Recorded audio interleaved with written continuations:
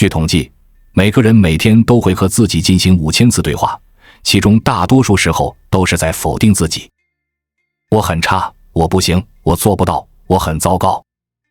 这一切都源于心不强大，内核不稳。内心不强大，生活的一个风浪就能把你打倒；内核不稳，外界的一点波澜就将你摧毁。当然，是否强大并不依赖身体和物质，而是在经世丽人中慢慢磨练出来的。以下10种境界，我认为可以判断出一个人内心强大的等级，看看你修炼到哪一级了。1. 不我执。人生在世，我们常常陷入一个看似简单却难以摆脱的困境，总是希望一切按照自己的期望发展。这种执着于我的想法，在佛家眼中正是我执的具体体现。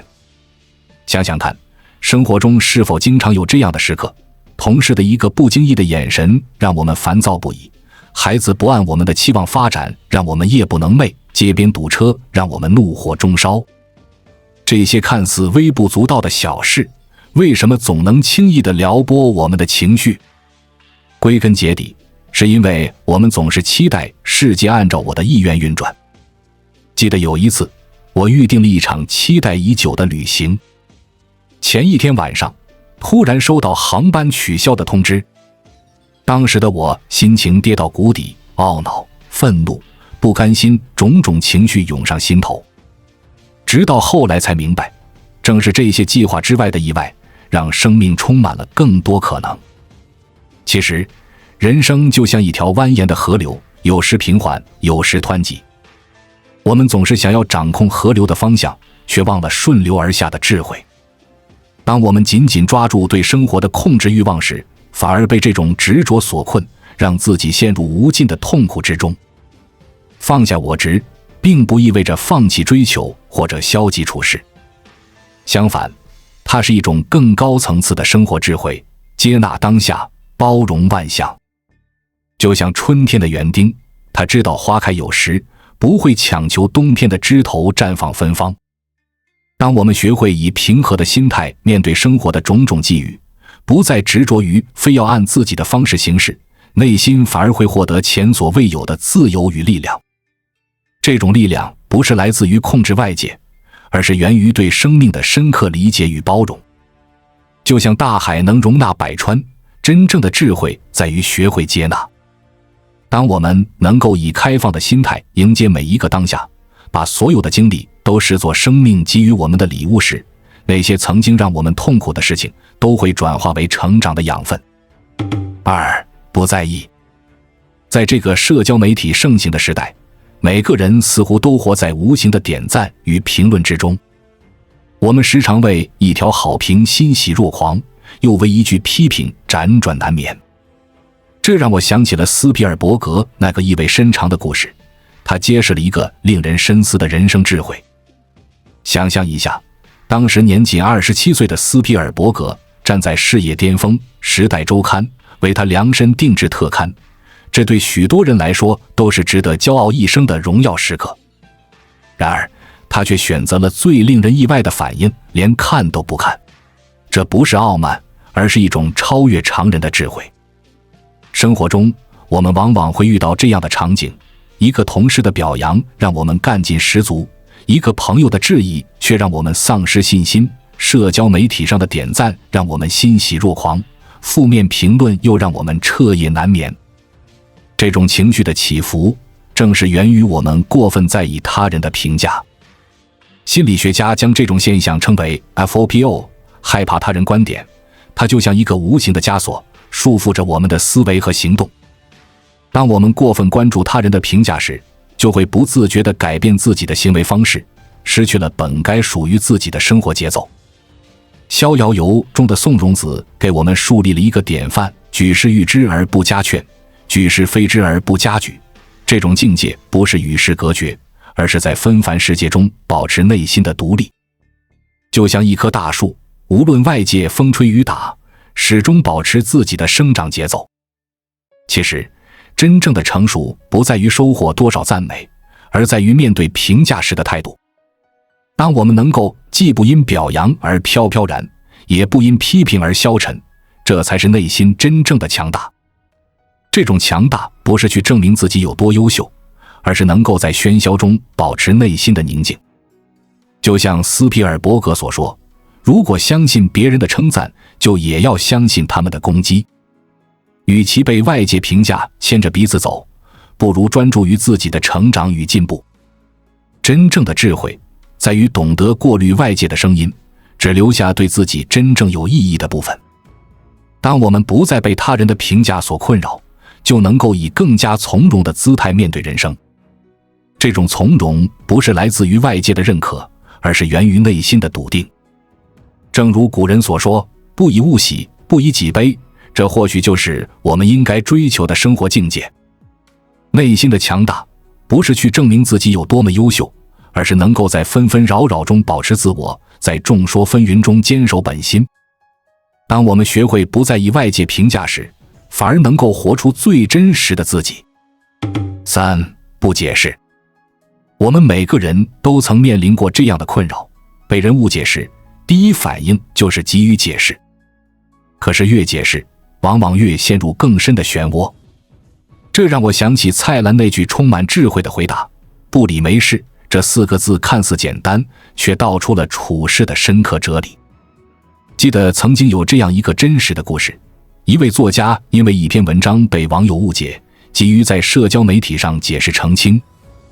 然而解释越多，争议却越大，最后反而让自己陷入了情绪的泥潭。直到他选择保持沉默，风波反而慢慢平息了。这不禁让人感叹，有时候不解释反而是最好的解释。生活中我们常常会遇到这样的情况，明明做得问心无愧，却被人误解；明明出发点是好的，却被人曲解。这时的我们就像是站在喧嚣的十字路口，四面八方都是他人的声音，让我们不知所措。然而你有没有注意到，山从不解释自己为什么这么高，海从不解释自己为何如此深邃，它们只是静静地存在着，却从未影响自身的壮美。这不正是给我们最好的启示吗？真正懂你的人，不需要你费尽口舌去解释。就像春天不需要解释自己为什么要开花，秋天不需要解释为什么要落叶。而那些不愿意理解你的人，即使你说破嘴皮，在他们眼中也只是徒劳。有时候我们太在意别人的看法，总觉得不解释就是吃亏。可是你想过吗？在别人的眼中，可能存在着千百个不同版本的你。如果要一一解释，那得花费多少时间和精力？而这些时间和精力，本可以用来提升自己，充实生活。古人说不辨是非，得大自在。这话虽然有些极端，但也不无道理。与其花时间去解释，不如静下心来做好自己。就像种子不会解释自己为什么要生长，它只是默默地破土而出，最终长成大树。内心真正的强大，不是在口舌之争中战胜别人，而是能够坦然面对误解，静静地做自己。当你不再急于解释时，反而会发现内心的平静。这种平静不是来自于他人的认可，而是源于对自己的认可和接纳。所以下次当你遇到误解时，不妨试着保持沉默。记住，你的价值不需要通过别人的认可来证明，就像月亮不会因为狗的吠叫而改变轨道。把解释的时间用来提升自己，这才是最明智的选择。4. 不愤怒。生活中我们常常会遇到令人生气的时刻，堵车时别人的加塞，工作中同事的顶撞，生活里陌生人的无理取闹，这些时候我们往往会像《水浒传》中的杨志一样，因为一时冲动而做出后悔莫及的事情。在我们进一步探索之前，我们有一个激动人心的消息要告诉大家，我们已经开通会员功能了。现在您可以加入我们的会员大家庭，享受会员专属影片和更多独家内容。别忘了关注才知道，并点击小铃铛，我们将继续揭示更多关于金钱的真相，祝你迅速实现财务自由。想象一下杨志的处境，身为开封府的80万禁军教头，就因为一个地痞流氓的挑衅，一怒之下铸成大错。他本可以转身离开，却偏要较这一时之气，结果断送了自己的前程。这不正是很多人生气时的真实写照吗？对比之下，韩信的故事则给了我们不一样的启示。当街头流氓要他钻胯下时，周围的人都在看他笑话。那一刻，想必他的内心也在翻江倒海。但他选择了忍耐，这份忍耐不是懦弱，而是对未来更大格局的笃定。记得有位朋友曾经在开车时遇到一个疯狂别车的司机，当时他很生气，想要追上去理论，但最后他深吸一口气，放慢车速，让那个司机先走。事后他说，那一刻我想到了家人，想到了责任，突然就不那么气了。生活中类似的场景比比皆是，超市排队时有人插队，本想理论却选择默默让开；同事在会议上抢功，本想当场反驳却选择静静倾听；孩子顶嘴时，本想发火却选择平和对话。这些时刻都是在考验我们内心的定力。正如苏东坡所说，真正的勇者不是在受辱时拔刀相向，而是在面对挑衅时能保持平静。这种平静不是示弱，而是一种更高层次的智慧。就像大海，永远不会因为一条小鱼的扰动而改变它的宁静。其实，愤怒往往是因为我们太在意一时得失。当我们把眼光放得更远，就会发现很多让我们生气的事情，其实并不值得动怒。就像韩信，他之所以能忍辱，是因为他心中装着更大的志向。所谓的内心强大，不是表现出咄咄逼人的气势，而是在面对挑衅时能够保持理性。这种理性来源于对生命的敬畏，对时间的珍惜，对未来的期待。当我们学会控制愤怒，就会发现生活其实轻松了许多。因为真正的智慧不在于如何还击，而在于如何化解。就像太阳永远不会因为乌云的遮挡而愤怒，他知道时间才是最好的答案。5. 不追问。人生路上，我们总会遇到一些让人难以释怀的时刻。失恋时，我们辗转反侧，不停追问为什么是我；失意时，我们痛苦不堪，反复思索他为什么要这样对我。这些追问像一根刺，深深地扎在心里，让我们寝食难安。我曾听过这样一个故事，有个女孩在恋爱长跑7年后被分手，她无法接受这个结果，不停地给对方发信息，追问原因。直到有一天，她突然明白，再多的为什么也换不回失去的感情，唯有放下执着，才能让自己获得新生。生活中处处都是这样的例子，那个突然疏远的好友，我们想知道为什么，却得不到答案；那次莫名其妙的工作变动，我们百思不得其解，却无法改变结果；那些来不及说的再见，我们懊悔不已，却已无法重来。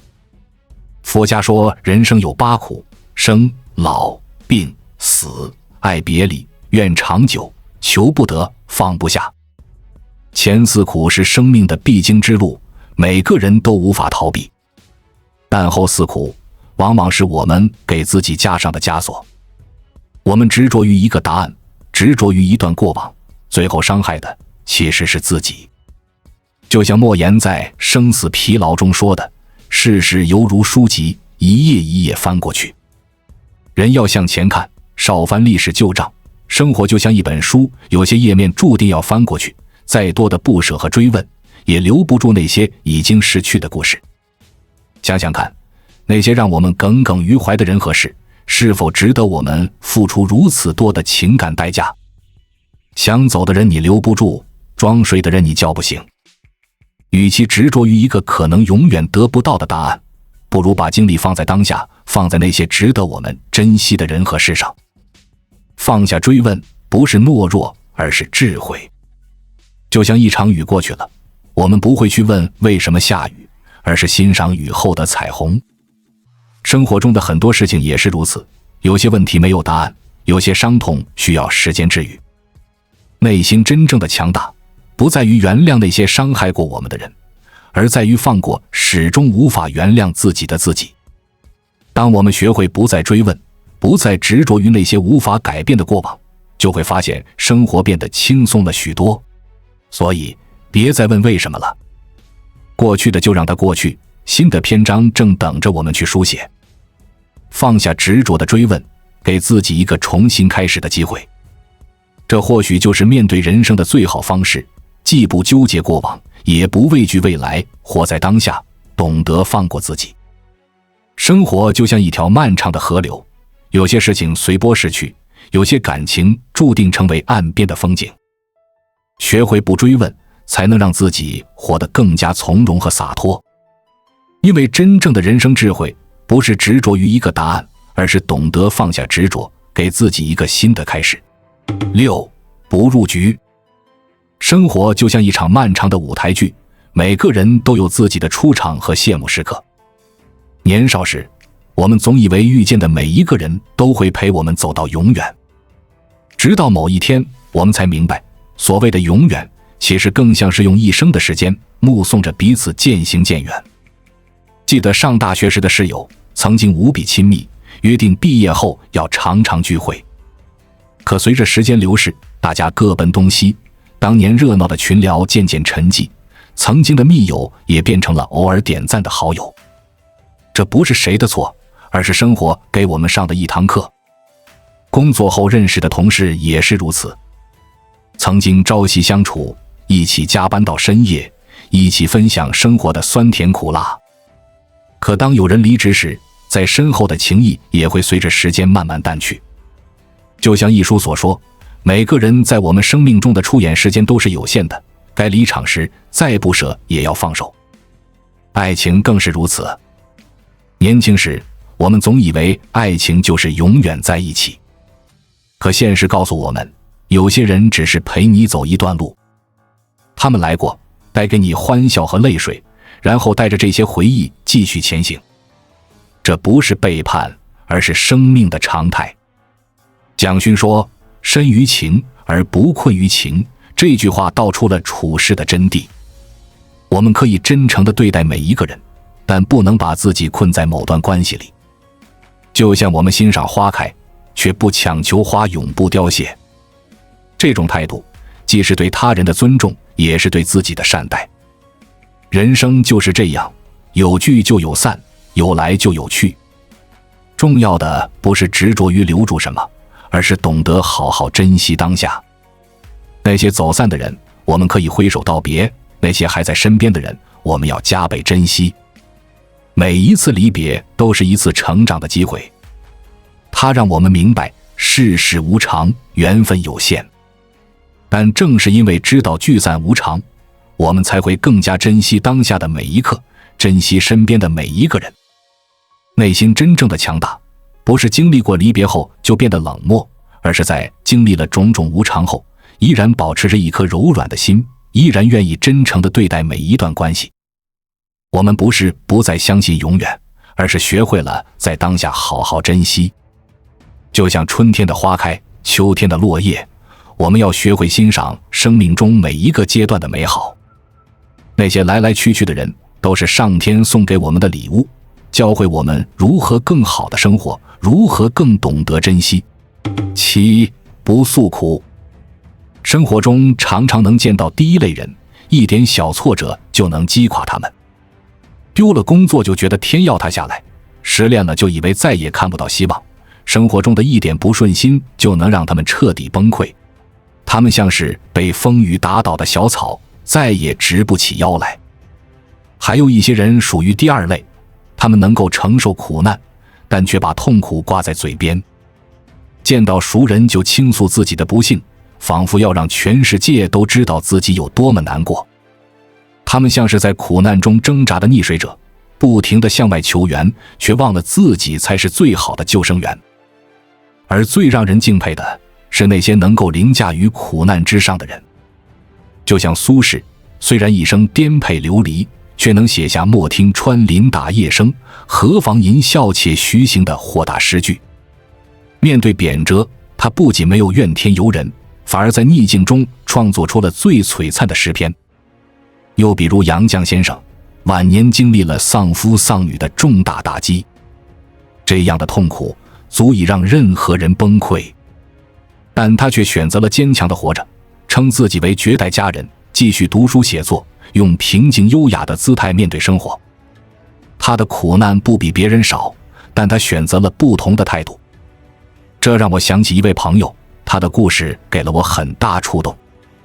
在他人生最困难的时候，失去了工作，又遭遇感情变故，但他从不向人诉苦。他说，每个人都有自己的难处，我的苦难不比别人的更特别，他选择默默承受，同时努力让自己变得更好。真正的坚强不是不哭不闹，而是在泪水中保持尊严，不是没有痛苦，而是能够优雅地与痛苦共处。就像大海，暗流汹涌，但表面依然平静；就像青松，历经风霜却依然挺拔。内心的强大体现在能够独自消化苦难，而不是把痛苦变成别人的负担。这不是压抑，而是一种更高层次的生活态度。就像傅雷所说，不要让人知道你哭过，也不要让人知道你受过伤。苦难是人生的必修课，每个人都要经历。重要的不是苦难的大小，而是我们面对苦难的态度。能够苦而不怨，苦而不诉，这才是真正的智慧。所以，当生活给予我们苦难时，不要轻易臣服，也不要到处诉苦。试着学会像那些令人敬佩的人一样，在苦难中保持优雅，在逆境中成就自我。因为真正的强大不是没有伤痛，而是即使带着伤痛，依然能够优雅的生活。8. 不自怜。想象一下，当我们连最基本的行走和交流都存在困难时，很多人可能会选择自暴自弃，或者沉浸在为什么是我的自怜中。但黄美莲却说，我只看我所有的，不看我没有的。这句话虽然简单，却道出了一个人如何在逆境中保持尊严和希望的真谛。生活中，我们常常能看到2种人。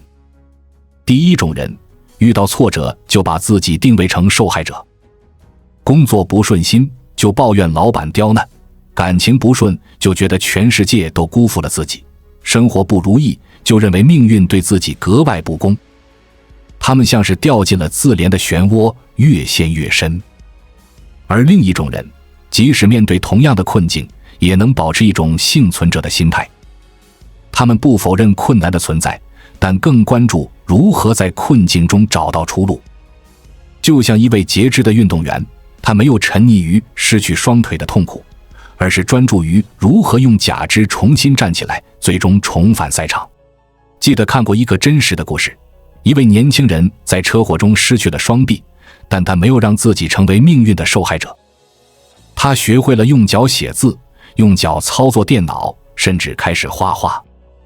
当人们问他是怎么做到的，他说，我还有双脚，还有大脑，还有追求梦想的心，这些就够了。这让我想起海明威说过的话，世界打垮了我们每一个人，而后来有些人在打垮的地方变得更强壮。那些真正强大的人，不是没有伤痛，而是懂得如何在伤痛中成长。他们不会把时间浪费在自怜中，而是把精力用在解决问题上。内心的强大不是否认痛苦的存在，而是拒绝被痛苦定义。就像黄美莲，她不否认自己的身体状况，但她选择关注自己还能做什么，而不是沉浸在自己不能做什么的悲伤中。戒掉受害者心态，培养幸存者思维，这不是一蹴而就的事情。它需要我们在每一个想要自怜的时刻都提醒自己，与其哀叹命运的不公，不如思考如何在现有条件下活出精彩。所以，当生活给我们重重一击时，不要急着把自己放在受害者的位置上，试着像那些真正强大的人一样，即使在逆境中也保持昂扬向上的姿态。因为真正的勇士不是没有眼泪，而是含着泪水依然奔跑。内心真正的强大是能够在风雨中抬起头，对自己说，是的，这很困难，但我还活着，我还能战斗。这种不自怜的勇气才是支撑我们在人生道路上走得更远的力量。9. 不清高。年轻时，我们都像是一株挺直的竹子，宁折不弯。总觉得自己与众不同，不屑于低头，不愿意委屈自己。可随着年龄增长，生活的重担压在肩上，我们才慢慢明白，所谓的清高，有时候不过是年轻时的一种奢侈品。记得刚毕业时，有个同学因为觉得端茶倒水有失身份，拒绝了一个大公司的实习机会。几年后再见，他感慨说，那时候真是太傻了，以为保住了尊严，其实是错过了机会。这样的故事在生活中并不少见。生活就是这样，他会用最直接的方式告诉我们，面子不能当饭吃。当你的房贷车贷压得喘不过气，当你需要养家糊口，当你想要为父母尽孝，这些实实在在的责任往往比所谓的面子重要得多。那些真正成功的人往往都经历过放下身段的阶段，他们明白，今天端茶倒水，明天也许就能指点江山，今天低头哈腰，明天可能就能扬眉吐气。就像一位企业家说的，创业初期，我可以是搬运工，可以是保洁，可以是销售，因为我知道这都是必经之路。生活中常常能看到两种人，一种人守着自己的清高，宁愿饿着肚子也不愿意做低人一等的工作，另一种人则能放下身段，从最基层做起，一步步往上爬。时间会证明，后者往往走得更远。就像那个广为流传的段子说的，当你放下面子去赚钱的时候，说明你已经懂事了。这不是对尊严的背叛，而是对生活的理解。因为只有先解决温饱，才有资格谈理想；只有先立足现实，才能仰望星空。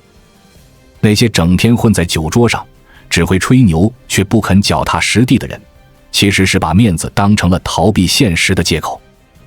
他们以为守住了尊严，其实是困住了自己。真正的强者知道什么时候该低头，什么时候该抬头。内心的强大不是固守着所谓的清高，而是能在需要的时候放下身段。这种放下不是怯懦，而是智慧；不是屈服，而是为了更好的明天。就像竹子看似挺直，其实暗含韧性，能弯能直才是真本事。人这一辈子不可能一直高高在上，会有低谷，会有困境，会有需要放下身段的时候。能够坦然面对这些时刻，才是真正的成熟。因为人生的赢家往往不是那些一直站着的人，而是那些懂得什么时候该弯腰的人。所以别把面子看得太重，能够为了生活放下身段，为了理想低头前行，这才是真正的智慧。因为最终你会发现，那些当初的委屈都是人生路上的财富。当你真正功成名就的那一天，你会感谢曾经放下身段的自己。10不孤独。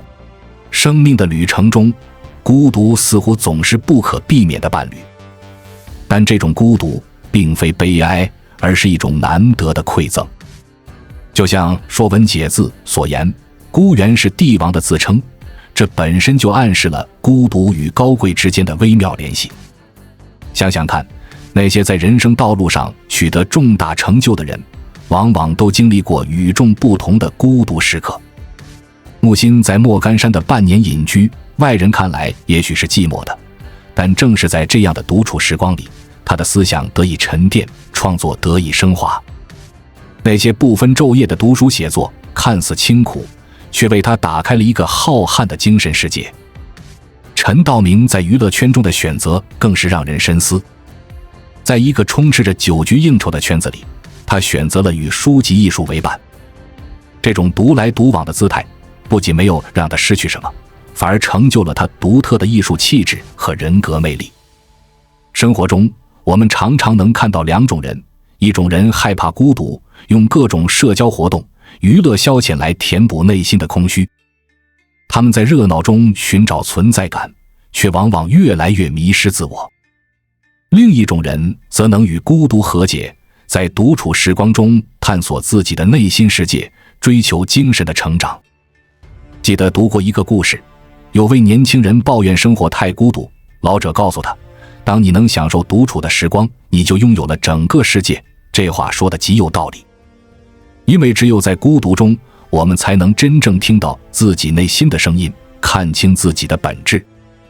从某种意义上说，孤独是一种选择，也是一种能力。就像园丁知道，要让一棵树长得更高，就得让它独立面对风雨。同样，一个人要获得真正的成长，也需要经历独处的磨练。在这个社交媒体盛行的时代，很多人害怕被孤立，害怕被遗忘，于是不停地在各种平台上发声互动。但真正的强大，恰恰在于能够安静下来，在独处中找到自己的节奏。内心的强大，不仅仅是能够忍受孤独，更是能够享受孤独。